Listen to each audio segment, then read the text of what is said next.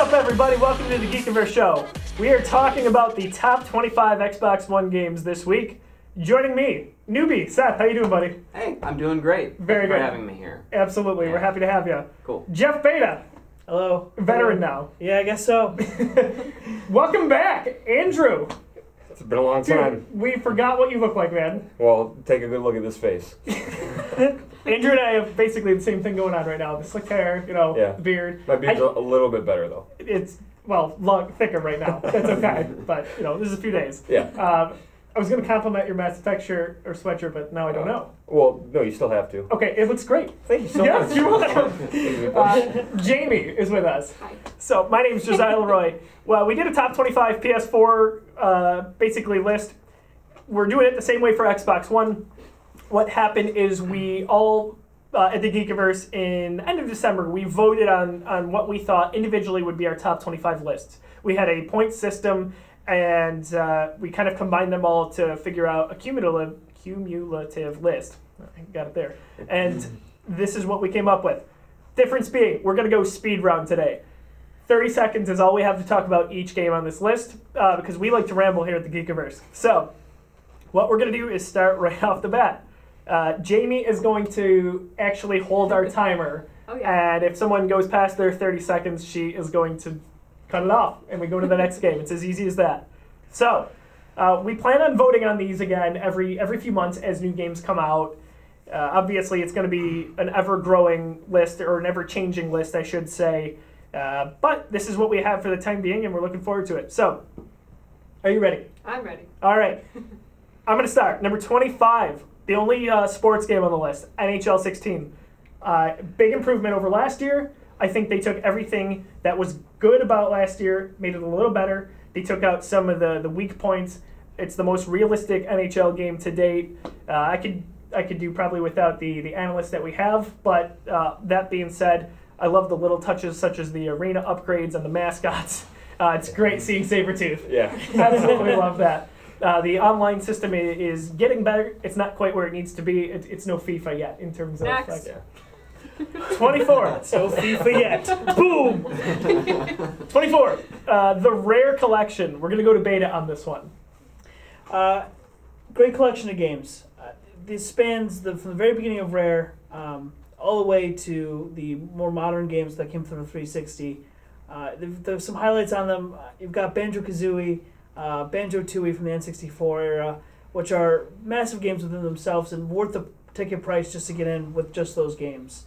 But you have a collection of at least, I think it's like 25, 30 games, I believe, in the collection. And Next. that's it. This is awesome. Wow. 23. Cut that down. We like to talk. We like to talk. I almost feel bad, but it's so funny. It's got to be satisfying, right? She's Next. drunk, she's drunk with power right now. Next! The most power I've ever had at the Geekiverse. She'd be like, you shut up. 23. Call of Duty Advanced Warfare. Andrew. That's one with Kevin Spacey, right? It is with Kevin Okay. Spacey. You get a little confusing with all of them. I really enjoyed Call of Duty Advanced Warfare. Kevin Spacey, as we just mentioned, I mean, he did a great job. As far as storyline, definitely one of the highlights over the past few Call of Duty releases. The online multiplayer, as always, was just spot on. The exosuit was an interesting new gameplay mechanic, and I lost many hours of my life playing zombies with some friends. Really interesting zombies mode with that one. Yeah, it was a great online shooter. Next. Perfectly timed. Timing. Perfect. It's like you did Good it on job. purpose. Let me get better with Did you this. rehearse? I was checking the timer in my career. Andrew was like, 22, Dead Rising 3. I'm going to talk about that one. So that came out right with the Xbox One. I never got into the Dead Rising series before this, but I love that this showed off kind of the power of the Xbox One right away. It was one of those shiny games you kind of wanted to have right away. Not over the top graphics wise, but you could have 500 zombies on screen. Going through it felt kind of organic, how deep it was. I thought that was good. The weapons customization was good. It was a really goofy story. It kind of felt like Saints Row meets The Walking Dead a little bit to me. 21, Rise of the Tomb Raider. We wish we had Sam here to talk about this one because this was one of the ones she campaigned for, but absolutely gorgeous game. Currently Xbox One exclusive, but probably coming to PS4 this fall. I don't know if that's been confirmed yet or not. I think so. There's been multiple reports, or at least speculation. Last I heard, yeah. But that's probably coming. I love the first one. I think that this is going in a good direction for the series. Mm-hmm. Number 20, we're going to go to beta, Gears of War Ultimate Edition for Xbox One. All right, so finally an updated version of the first Gears. We've been seeing these remakes, these remasters, but what's really nice about this remake, I guess, is that we've got the old style multiplayer back. We're adding a couple new modes where it's just like 2-on-2 shotgun brawls, which is insane. I've been kicked out of a couple of those games. But it's a lot of fun. It's a lot of fun overall. It's great to revisit Marcus Phoenix and his story and his origin story, kind of. And it's a lot of fun. Yeah. Nice. Close. We're getting good at this. Close. Number 19 on our list, Dragon Age Inquisition. We're going to go to Andrew for this one. Yep, this one I played a while back. It was just a hardcore great RPG. Like, it had all of the elements. You pick your class, you level up. Love the characters in there, and of course, BioWare has that. They're all about the relationship building and all about the narrative driving the gameplay, and they really hit this, and they got it in spades with this game. So this fall, when next Mass Effect comes out, speaking of BioWare, I think that's going to be on our list. Oh yeah, I think that may be a top 5. Andromeda? Yeah. Oh yeah. Oh, give me it now. Great. Number 18, we're going to go to beta, Borderlands Collection, the Handsome Jack Collection. So what I love about this game is it ties in the prequel, the pre-sequel that they had to the Borderlands story. It just continues the great. It kind of fills out that whole Handsome Jack storyline with the pre-sequel. But Borderlands is it's still got the great tie-in of the run and gun shooter with a little bit of RPG elements. You're building up your weapons. And it's even better the second time around, and remastered again for 2. I wish it had 1 in there. 17. Seth, we're going to go to you, buddy. All right. Star Wars Battlefront. Okay, so we finally got the relaunch of the Battlefront series. This new one is great, a little different from the old school ones, but I thought they built a really strong foundation. Although not as much on the single-player side, it has a lot of great multiplayer content, really fleshes out what could be done with multiplayer with the original trilogy. Now we're starting to get some really good content. We got Bespin, we got Death Star coming, a lot of great maps, a lot of new characters, and a lot of good stuff through the original trilogy. Done. Very good. The sharp inhale you had right before that was great. Here we go. We're in. Disclaimer, you don't have to fill out the 30 seconds if you don't want to. You Yeah. can just stop. No, there's Good a lot point. to talk about with that I game. know. Oh, no, I know. But I'm saying. 16 is Middle-earth, Shadow of Mordor. So, I'm going to talk about this one because Andrew has a personal vendetta with the game. Start the clock. Actually, give me a minute and a half. No. So, no, I'm calling that. talked about it on the PS4 Top 25. Story was definitely lacking. It's not up to par with the Lord of the Rings saga. I love the gameplay.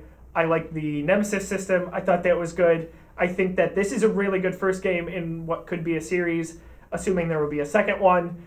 There was a Gollum cameo in it, which was really kind of pointless, but I think there's a good foundation there. Maybe with what you saw, maybe like in the first Batman. Next. Okay, 15. We could do a whole 20 minutes on that. Good. Damn it, Andrew. 15, Assassin's Creed 4 Black Flag. We are going to go to beta. This has to be, after playing the first and going through all of the numbered versions of Assassin's Creed, one of my favorite Assassin's Creed games. It took away from that whole, you have to be the good guy in this bad world, and you are a bad guy, and you're a pirate, and man, did it feel like a pirate's game. And I think one of the things I'd like to highlight is just one of the hunting features. We're actually out on a boat hunting a shark. I mean, that was an experience I won't forget. Because I was terrified of Jaws as a kid. But overall, a very solid game. Can I ask a quick question about that? Do you think the idea for Black Flag came from how popular the ship combat was in Yes, EC3? I think so. I They absolutely just built think the so. game off that. Yeah. Yeah. Cool Yep. how that happened. 100%. Yeah. That was such a good game. And then Rogue after that, I think, too, a little bit. Yep. But 14, Andrew, we're going to go for Call of Duty Black Ops 3, second Call of Duty on the list. That is not the one with Kevin Spacey in it, right? Yeah. Not Kevin Kevin Spacey. Spacey. Okay, but it does have the guy from Law and Order in it. Apparently. Okay, yeah. So, Yeah. Black Ops 3, we went back and forth on this one a lot.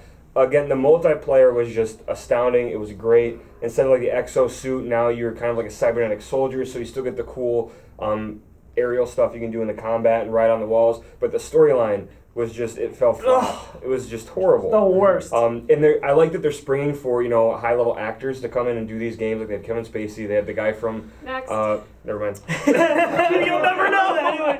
Yeah, just like gonna fumble over that. You saved me from looking like an idiot. The guy from I had no idea. 13 on the list, the second Assassin's Creed game, Syndicate. I will talk about this one. Corrected a lot of the errors that we saw from Assassin's Creed Unity. The mess that was Unity. Unity, if it worked, I think it would have been an okay game. Yeah. But with Syndicate, they take the story to a place they've never gone before. They have dual protagonists, really, for the first time in the series, in a main storyline game. I think that they've got a good foundation for it. Interesting fact, Ubisoft is not doing Assassin's Creed this fall, or so they say. They might get tempted. We'll see. We'll see when E3 comes. Yeah. We'll see what happens. Beta, we're going to go number 12, The Walking Dead Season 1. We could probably talk all day about this, but we'll give you 30 seconds. I'll try. Telltale is doing something phenomenal with the way they're telling stories in games now, and it's no better than I think than in the Walking Dead series. Not only does the series allow itself to be so open to have all these stories be told in it, but they took I think a really great way to tell these stories. I think the QuickTime events, or some people would complain that those are not fighty enough. It's a story, and you feel connections to the characters. You feel connection to the young girl, which I'm dropping the name, but Clementine. Thank you. I knew it was a fruit. Apple. Her name was Apple. It was Apple. Okay. So number 11, I kind of thought this would be higher. Maybe it had to do with the launch issues. Tomato. Beta, we're coming back to you. Okay. Halo Master Chief Collection. Oh man. Okay, go ahead.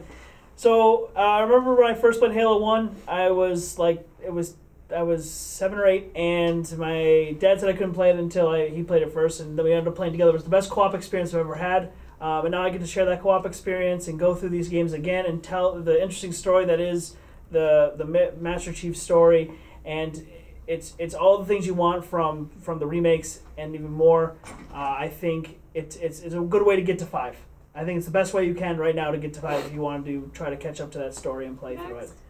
Going into our top 10 Xbox One games to date. Let me get the dad story. I should have done that. Sorry. Tomb Raider Definitive Edition. I'm going to talk about this. I really enjoyed it. It was really a good job of an up-res version of a game. So it originally came out on Xbox 360, PS3. This game really brought Tomb Raider back into the spotlight with a quality story. They got away from some of the things that made the original Tomb Raider games really popular with puzzles and tombs and all that.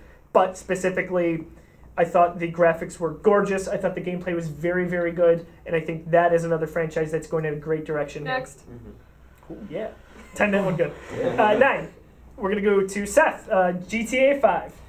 All right, Grand Theft Auto 5 was just what I was hoping they would do with this game. They took the really strong but limited foundation that they built with Grand Theft Auto 4 and just built a lot of San Andreas-esque craziness on top of it. You brought in this great multiple character mechanic and built a great campaign, and then they brought in a huge multiplayer component that has really blown up and really become the ongoing life of this game. I think they're even foregoing single-player DLC, it seems, to just continue bringing out this multiplayer content. How many times have you paid for that game, by the way? That's interesting. I bought it on 360, on PS4, on PC, then on Xbox One. I returned the Xbox One version because I was like, this is ridiculous. That's the one I draw the line. So I got Rockstar. Quick side note: I got Grand Theft Auto 5 on Xbox One. Andrew, already having bought the first 3, we're talking in our group message, and he just goes, "Damn it, I did it! I did it!" And he gets it on Xbox One. Rockstar. That's why they're making so much money. Never mind the 50 million units sold. Keep rebuying it. It's like Minecraft. Yes. Number 8 on the list, Titanfall. I loved Titanfall. It was one of the first great multiplayer experiences on Xbox One. Came out March after the following fall that the system debuted. Titanfall 2 is going to have a single-player campaign. Really looking forward to that. Hoping it has a little bit of the Call of Duty feel there. I was super addicted to the multiplayer itself. Any aspect of it, any variation of the games that they had, and they did a good job with the Season Pass and all the really added quality to it after the title came out, and you never felt like you were losing money. Number 7, we're going to go back to Seth. Metal Gear Solid 5. The Metal Gear series is a series that has always been really close to my heart more than any other, and this was a big one because this was Hideo Kojima's last game. There was a lot of crazy rumors of a troubled production and everything, but the final product has a incredible new open world mechanic. It has a beautiful narrative. It has a really interesting sort of meta ending, sort of Metal Gear Solid 2-esque that comments on the relationship to the player and the game and this whole thing. It's great. Could. Number 6, Sunset Overdrive. Always into the meta description. Yeah. Gotta go meta. So Sunset Overdrive, Xbox One exclusive. I didn't know what to expect from this game from Insomniac. I really enjoyed it. It is open world. It is super colorful, probably the most colorful game out there. Really goofy. The storyline is kind of funny. Again, it goes back to that same goofiness that you see in like a Saints Row game. Maybe a little bit GTA, but not quite. The mechanics almost felt like a Tony Hawk kind of game where you're grinding on things even though you don't have a skateboard. So they know it's goofy, but they played up to it, and that's a franchise that I'm looking forward to in the future. Number 5, Andrew, The Witcher 3. Oh, Witcher 3. Have you finished this yet? No, I have not. Okay, The Witcher 3 is so huge, everybody, so huge. I mean, and the love that they put into this game, you would think it's a 5-hour-long, episodic content type thing because there's so much packed into every single hour of that game, but there's hundreds of hours in that game that you can play. The value alone is just ridiculous. And not to mention the story of Geralt the White Wolf. I've read the books, every book that's been translated to English, and it's just an incredible story, incredible characters, incredible action. This is one of the best RPGs of the year. Beta, number 4, Halo 5 Guardians. Okay. So once you finish Master Chief Collection, you get to this game. Halo 5 Guardians is everything that Halo's been working up to. I think we were confused the switch over from, there's a change of tone over from 343 from Bungie. I can't split them words.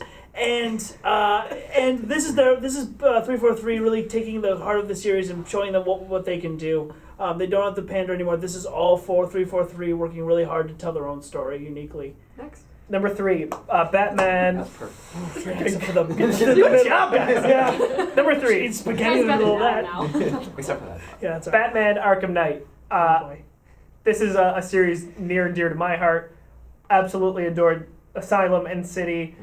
Origins was okay, but regardless, Arkham Knight, I thought this was a very fitting way to end the series. I don't think they could have done anything really better to end it. I'm not saying it's a perfect game. I could have done without some of the mechanics on the Batmobile and the Bat Tank. Some of those got a little excessive, but I like the way that it wrapped up the story. I like the 3-tiered endings that you have, and the world felt really, really alive with what you could do to complete 100%. Next. Nice. Wonderful. Every line's a line you can end on. That's nice. Beta, number 2 on the list. It might be controversial. Destiny. Oh boy. Where to start? Where do we start? Destiny was what was supposed to be a Halo Online only game, but what we got was something in our universe that was a very interesting story, at least an idea for a story that they didn't tell. But what You fill in the blank. exactly, you fill the blanks of the story. It's kind of pick your own adventure. But the online cooperative nature of the game is phenomenal. You can work in groups of 4, get a fire squad together and play groups of 3 rather. And but you can there's versus, and then there's a huge cooperative dungeon. Number 1. There's a cooperative dungeon. There's gonna be some great memes out of that. Oh yeah. The number 1 game on the list goes to Fallout 4 Beta. I get to finish it up too. You Phenomenal. get to finish it up. Catch your breath Yeah, you can go ahead. and go. Okay, Bethesda Gaming Studios is by far one of the best studios for video game creation, I think, modern day ever. I think, from Skyrim, where do we go next? You have to tell another Fallout story, and here we are. We're in Boston. It's horrifying at parts. It's funny at parts with the different interactions you have with characters and your companions, and it's dense. I mean, talk about value. You're walking around in a wasteland, and you can get lost, and you can get confused, and it's this massive story. it. Every inch of it is a story. You're All also right, confused. Very Lost good. and confused. All right. Bethesda has already confirmed their E3 time. Are we getting Elder Scrolls 6? We're not Announced. getting Elder Scrolls 6. I think we are getting Doom. We are going to see more on Doom, which is exciting. And I think we're going to hear of new projects. I think Todd Howard's team is ready to take on something else. I think they took on Fallout. They built it up to where it is now. I would be okay with it ending here, but I want to see them take on something else. Space. I'd love to see a space game Cool. from them. Space exploration. I like that thought. Talk about density. Quick thought to wrap up here is just, does anything come to mind that didn't make this list that you kind of had thought personally may have? This is a pretty expansive list. I wasn't disappointed with anything on here. I think we covered just about everything. We covered a lot. I think indies are going to make a big deal in the next few years. I think they're going to come crawling up the list. Cuphead coming out is a completely animated game, Totally. cell by cell, and that's going to be like Mickey Mouse Steamboat Willie animated, which is going to be really cool. Mm-hmm. Unraveled, some of these smaller games. EA developed that one, but I think we'll see some interesting indies coming out that will make these lists soon. Minecraft is still a top-selling game, and that was an indie-developed game to the guy who now owns most of California, I'm pretty sure. Interesting that that's not All of on this Sweden. list. No, of Sweden. No, of Sweden. Very good. Can we find you guys on Twitter? I know we can't find Andrew on Twitter. We've been looking. No, I'm on. Oh! I'm on Twitter now. Oh, he's on Twitter! I'm on Twitter. I tweet. I tweet. He tweets, therefore he is. Yes. Oh, man. Where can we find you then? Do you know your username? Because Gene didn't know his. I don't know, but I imagine it's going to show up somewhere on the screen right now. How did you know that? Some combination of Garvey and then some numbers and then So that's good. at twitter.com. I don't know. Twitter.com. That's whatever Twitter is. Listen to this guy. I'm in the Twitter sphere. That's all that matters. Where are you? Jamie Lynn Leroy. That's my Twitter handle. Seth. I forget if I'm on the Twitter on the all the tweeters. time, but He's on the I don't tweeters. remember if my Twitter handle is currently at Seth Zielinski or at Captain Amerikanski. My online fancy. identity. You fancy. Yeah. All right. It's my. I know yeah. which one I hope it is. So it's one of those. Take a vote, folks. I'm going to pass out my Twitter handle for just a quick second because I'm trying to get Jeff_beta. It's a work in progress. But I do want to bring up something that we've got to talk about, and that is laser tag. Sorry, laser team. Laser time. Laser line. Laser team is an event that we're having at Flix Theater on March 8th. We're confirmed. This is happening. No, this is a happening thing. I'm very excited. Thank you. Thank you for buying so a ticket. much, for supporting us.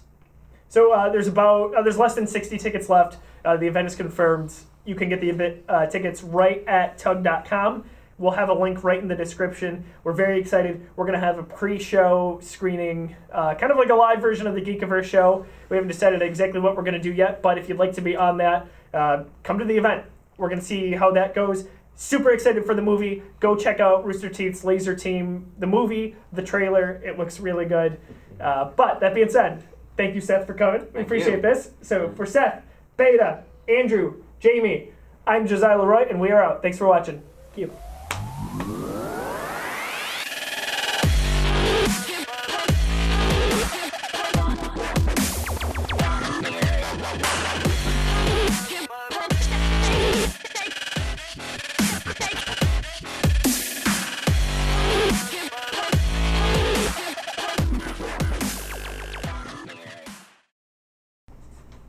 Hi everybody, if you like that video, check out this one right here. Or better yet, if you'd like to subscribe, click here. If you don't, I'm going to stare at you disappointedly for the next 20 seconds.